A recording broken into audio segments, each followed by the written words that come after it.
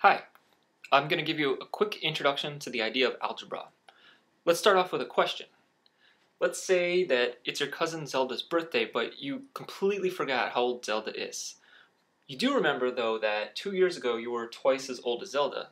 The question is, how old is Zelda now?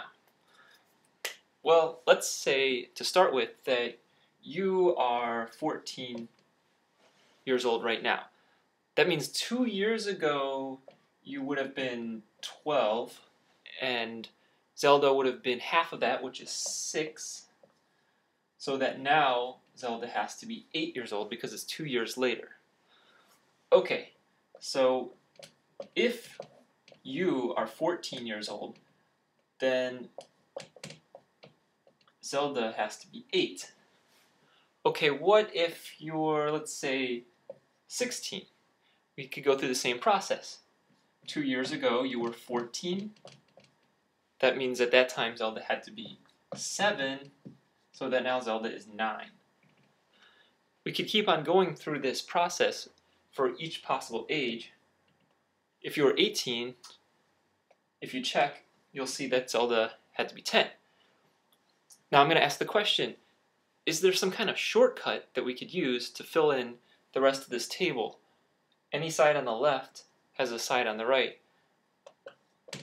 Is there an easy way to figure out the value without having to go through this process?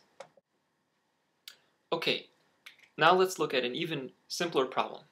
Let's say that you just recently filled your tank with gas. Let's also pretend like you own a car, too. Okay, your tank holds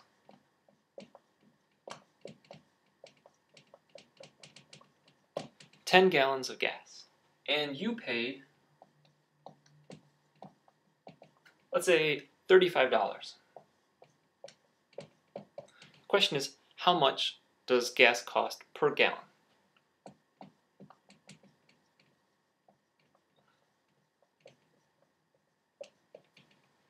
Now, this problem is easy to solve without using algebra, but let's use it as an introduction to how to set up a problem using variables, just as a way to illustrate the idea. What I'm going to do is I'm going to use a letter, the letter P, let's say, to represent a number that maybe we don't know yet. So in this case, we'll say P represents the price of the gas. Okay, now what we can do in order to help us find P is write down the information that we do know using P where we would plug in the regular number if we knew it. As a quick example, let's pretend like the price is $2 per gallon. Then we would say that the total price for filling up the tank is 10 times 2. Sometimes people write that times as a dot, sometimes as a cross like that, is equal to $20. Okay, so now we have this simple equation with numbers plugged in. Let's change the number 2 to the letter P. We know that there's 10 gallons in the tank, and just like here, we multiply by the price, but this time I'll just use the letter P instead of the number. And we also know that the total price was $35. All the rules that you use to work with regular numbers still work in algebra, except that sometimes you write a letter instead of a number, and that's called a variable, because we think of the value as either unknown or maybe a value that changes over time. One slight difference in the notation is that you don't always have to write out the time sign. In fact, whenever you have a variable and a number next to each other multiplied, you usually don't write the time sign at all. So we would write this equation as 10p is equal to 35. And the 10 next to the p just means multiply 10 times p. Okay, good. Now we're just about ready to figure out the value of p using algebra. We have an equation that uses p, but p isn't by itself on one side of the equation. If it were, we would say p equals to something. That would be the answer we're looking for. On the left-hand side, we have 10 times p. we can change that to just the letter p, the variable p, by dividing by 10. But if we divide the left-hand side by 10, in order to keep both sides equal, we need to divide the right-hand side by 10.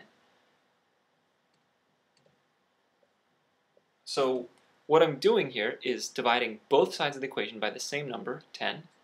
On the left-hand side, the 10s will cancel, and I end up with the new equation, p is equal to 35 divided by 10. So that's the answer, 35 divided by 10. Now I could simplify the fraction, or I could turn this into a decimal, 3.5, or $3.50 per gallon. So the answer is 350. Here are two key ideas from the discussion I just gave. First is the idea of a variable, which is just basically a letter representing a number that either we don't know or that might change. And another point is about notation. Most of the notation is the same for regular numbers, except that when we're working with variables and you're multiplying something by a variable, you don't need to write the times sign. You can just write the two things next to each other, like 10p. Okay, now let's go back to the problem with Zelda. As a reminder, the question is, 2 years ago, you were twice as old as Zelda, and how old is Zelda now, based on your age? Okay, let's solve this problem using algebra. I'll introduce two variables. Y will represent your age, and then I'll use the letter Z as another variable to represent Zelda's age. Okay, so I know that 2 years ago you were y minus 2 years old, and I want to somehow build an equation that tells me how this relates to Zelda's age. So this is going to be equal to something. I know it's twice as old as Zelda was 2 years ago. So that's going to be 2 times Zelda's age 2 years ago, which is z minus 2. I put that in parentheses because we want to make sure that the subtraction happens before the multiplication. Okay, so the goal now is to try to find a shortcut for z. In other words, it would be cool if we had an equation that had z equals to something else, with just z by itself on one side of the equation. So in order to try to achieve that goal, we want to sort of simplify the right-hand side of the equation to get z by itself. Let's start by dividing both sides of the equation by 2.